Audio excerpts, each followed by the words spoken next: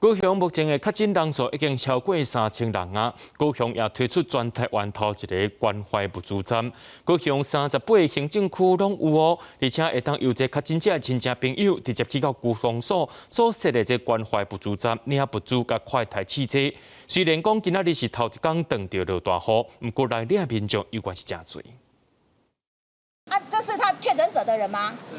啊，那你那个他的简讯呢？来领关怀包，第一关要核对确诊者佮带领民众的身份。不管你是骑奥多摆，也是赛车行路来，现场有分流，确定资料无问题，公所准备好关怀包佮快台汽车。不过现场要受状况，有民众3天前确诊，嘛来领关怀包。李干事会送去你那边？就是李干事会给你们送，因为可能还来不及送。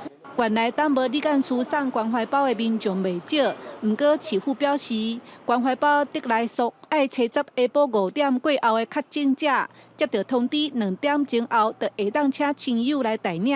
关怀包有酒精、泡面、佮点心，佮有互厝内人的快台汽车。因为李干事之前送到家，其实有点分身乏术。好，那这个就由同住的家人或亲朋好友来到我们的各领取站来领取，时效上也会比较高。高雄市确诊人数欠悬，关怀包得来速头一天，全高雄1点钟就发出251份，到中昼就发出1200份。另外，区公所表示，因至少准备200份，若是确诊增加，会随时补充。记者陈嘉文、罗伟哲高雄报道。